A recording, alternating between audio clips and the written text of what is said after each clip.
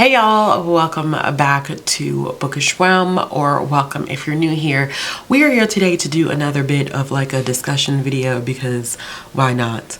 Why not do another discussion video? But either way, I'm here to talk a little bit about diverse books. Now, don't anybody jump on my throat here, because I said that I was not going to encourage people to read diversely this year, and I'm not going to encourage people to read diversely this year because I don't want to encourage people anymore, because you're going to do what you're going to do, and I feel like I stood on that platform and died on that hill and have gone through that time and time and time again, and I just don't want to do it anymore. That was one of my things of 2024, things I don't want to see, and that was to see myself trying to help people understand the importance of reading diversely. At this point, we've been here long enough that people should know.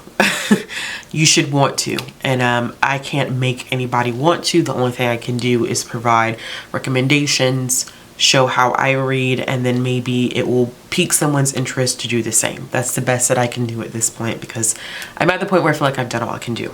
However, I did want to talk about this because I find this very interesting, and I think that a good portion of us have been guilty of this at some point or another. I titled this video as Diverse Books Did Not Just Begin to Exist in 2020 because I feel like that was the point at which people felt as though diverse books all of a sudden hit the market. And it's super unfortunate because it leads into this impression that diverse books only started to exist at a certain point in time, and that's not true. And the reason why I wanted to have this discussion is because my job kind of informs a lot of things that I do. And so to kind of, and it's not that anybody has come out and said that diverse books only started existing in 2020. I think sometimes the way that we talk about diverse books, it makes it seem like it's a new phenomena, and it's not a new phenomena. And I'm going to be taking this more so from the angle of children's lit, because that's what I went to school to study. That's what I've been doing for a vast number of years. That's what my career is centered around. And so there is a history that exists here that I think a lot of times gets ignored or gets overshadowed, and enough respect and homage is not paid to the people who paved the way for diverse books to exist the way that they exist today. So I guess I should start by saying that a lot of times when people recommend diverse books, it is usually the same books that they consistently recommend, because those are the books that get the most I should say recognition. They get the most airtime. They are the ones that get the most social media attention. Every Black History Month, I see someone recommend The Hate U Give, and I swear to you, we've got to do better, because that is not the only Black book that talks about police brutality. And I'm not sitting here having this conversation as if I am not guilty of doing some of these things, because I must say, in watching my reading more now than I have ever in the past, listen, I have fallen into that trap too. It is an easy trap to fall into, where it's like what you see is what's available, and that's not reality. Because also, in the grand scheme of things, you have to understand that publishing does not give as much money and as much marketing to a lot of these diverse authors that are coming out with their diverse settings, characters, etc., whatever. Like, let's be honest here. There are books that fly under the radar because they know that it's okay for them not to put as much money towards those books and towards those individuals. And so it makes it appear as though we're getting the same, or we only have these same diverse books over and over. And no shade to those authors that are getting their shine and getting their coin. That's not what I'm saying.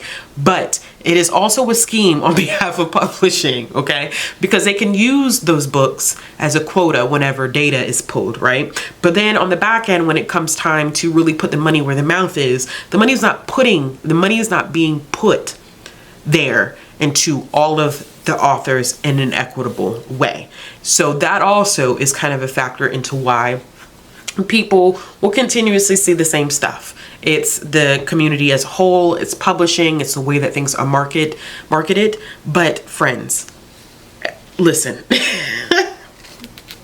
I'm going to speak a little bit about Black literature, because It's what I am, and I can't necessarily speak to anyone else's experience. And even in this conversation, my voice is limited because we are not a monolith, and I cannot speak for every Black person in existence. I can only speak to my experience and what I've seen, and how unfortunate it is that some things are the way that they are. So one of the things that I think we always have a conversation about is how much we have been able to see ourselves in books. And granted, for a lot of us, it's taken a lot longer because of accessibility. Accessibility here is the key. It's not that some books didn't exist, because they did exist. Were they frequently published? No. Was it the best representation? No.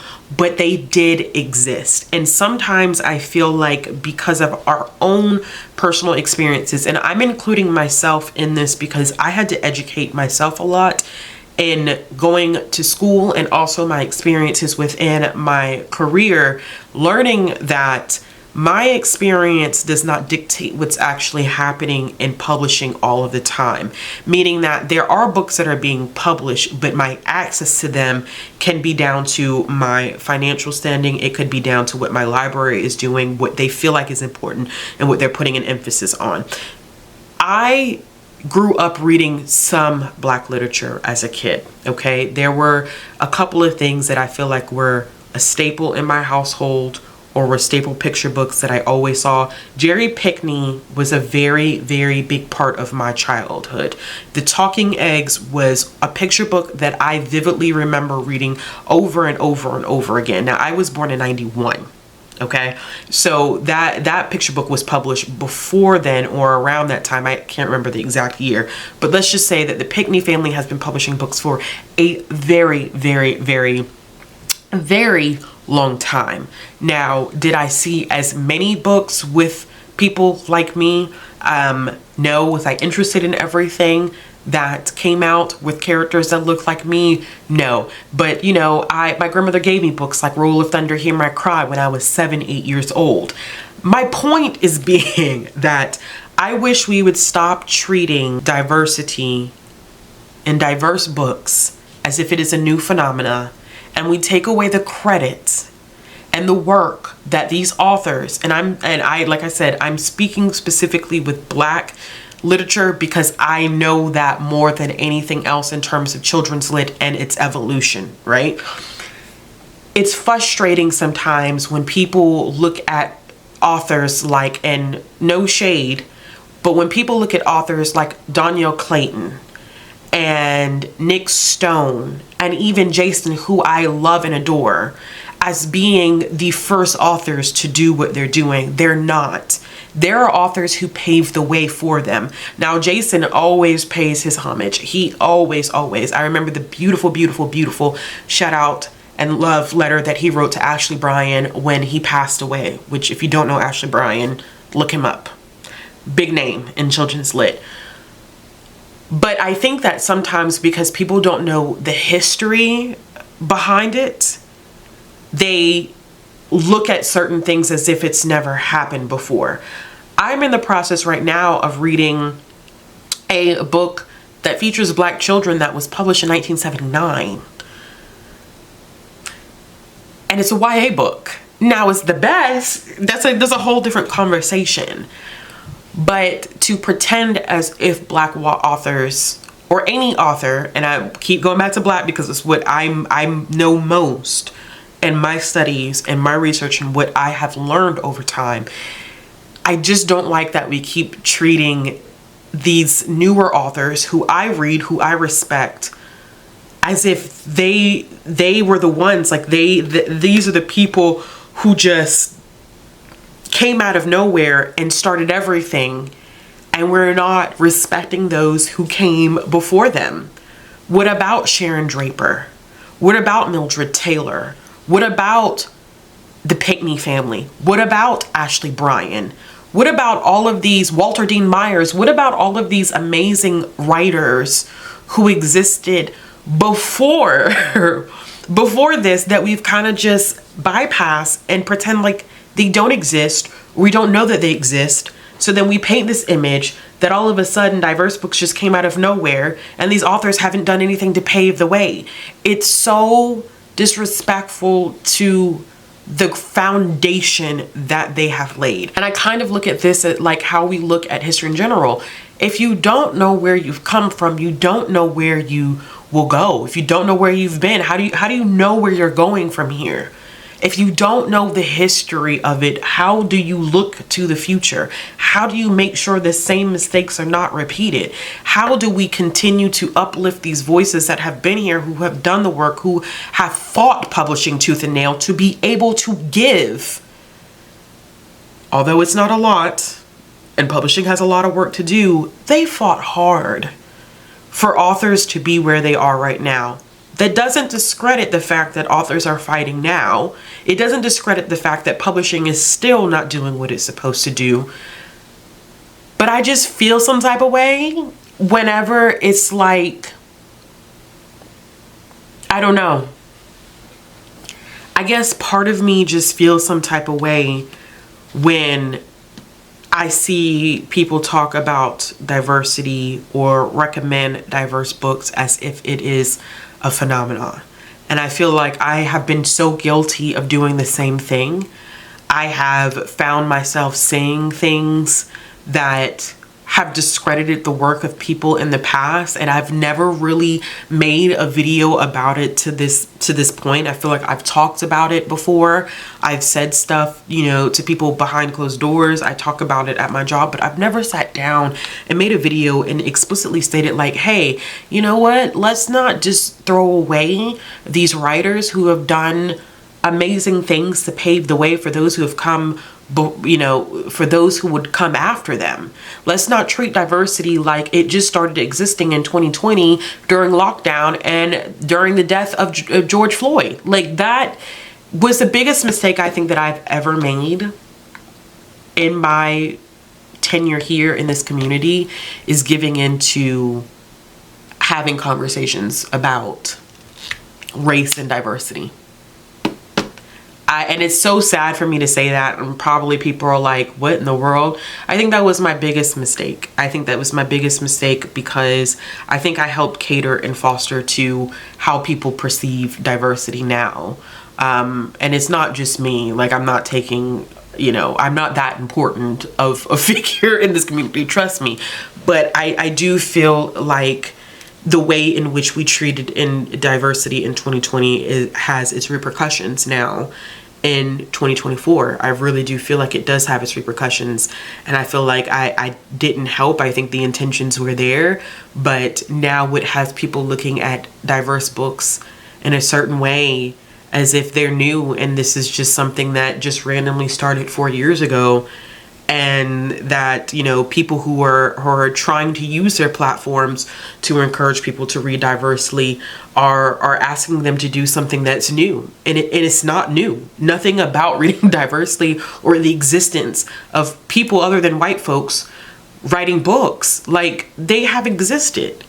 They have existed. The representation, the situations, they weren't always the best. I'm learning a lot of that from doing this YA project, reading YA books from different decades and then narrowing down to years. I'm learning a lot about the fact that things weren't always written the best. It was clear that people were trying to get a handle on what the teen experience was, and just trying to stick in realism and not really giving them the options of like genre type of things. But I would be a fool to say that it never happened. It never existed. And there were books that were great. Sharon Draper's books are amazing. Mildred Taylor's books are amazing. You know, the Pickney family, their books are amazing. Like, I don't know what I wanted to gain from this conversation, to be honest with you, which is I think I just wanted to get on here really genuinely and say, like, can we just, I'm not pushing you to read diversely. Like I said, I could care less. Because if you're going to do it, you're going to do it. If you don't, you don't. That's between you and your pillows at night. You have to sleep with yourself at night. And if that's not what you want to do, it's not something that anybody can force you to do. I just hope that maybe someday some of people who don't would take interest in it. But I think I really just wanted to get on here and be like, can we just stop treating it like it's a new thing? Myself included. Myself included, because I could have had this conversation about the history of it all. And that sometimes, maybe I should be more specific in why I get so frustrated. The first time I got really, really upset about this whole conversation, and I just completely interrupted myself because I was literally about to end this video. I think the first time that I got upset about this is that I was on a panel with the authors who'd written Blackout. We all know who those authors are.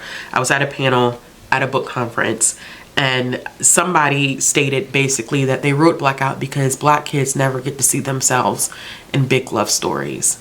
And that comment always since then has rubbed me the wrong way, because if it had been phrased, Black kids don't frequently get to see themselves with the big love stories and the happy endings and stuff like that. If that had been the case, I think I would have been okay. I would have swallowed it a little bit better. But using the word never, to me, in my opinion, means that it's never happened before you.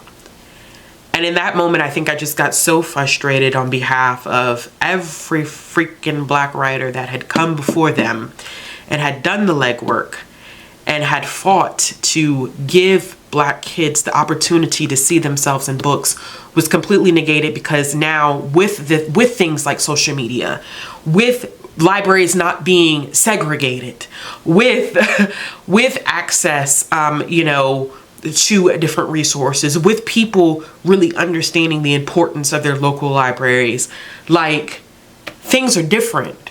And it felt like it was just such a huge slap in the face to those people who had such a hard battle getting to even sit at the table, not even getting to sit, to be able to walk in the same room, let alone sit at the same table, walk in the room, be able to be in the room.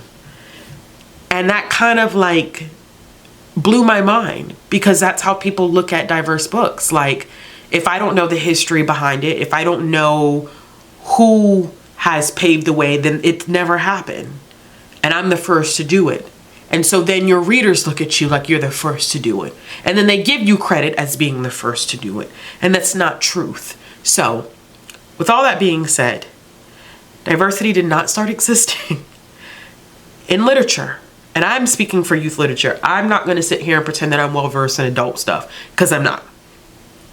But we also know that they've been existing for a very, very long. But I primarily see this in children's lit. And when I say children's lit, I mean both picture books, middle grade, children's chapter books, young adult. I see this constant narrative that these books are just now really starting to come out. And that's not true. Accessibility has changed. The number of titles coming out, the number of authors getting these opportunities has changed. But don't neglect the people who paved the way for us to be here. Don't do that, because a lot of these people are they're no longer with us. And I feel like we're doing a disservice to their hard work. And I don't want it to be a thing where only people who are in librarianship or academics know about these folks, okay? I don't want it to be that way, because I feel like the general public should know too, that there is a long history in children's literature that is filled with people who fought to try to get books published so that kids who were like them were able to see themselves. Did publishing give them the chance always? No. Was it always the best representation? Not always. But they did try. And so, no. We're refining and we're getting better each year. However, 2020 is not the year that it started. Anyway, I'm gonna get off my soapbox. I just needed to get that off my chest. I really, really need to get that off my chest. But as always, if you like this video, give it a thumbs up. If you want to see more content from me, click the subscribe button. If you're interested in following me on social media or supporting the channel anyway, all the links will be down in the description box below. And I will be back with another video soon. But you don't care, you're unaware. Keep moving like the scars aren't even there. It's in the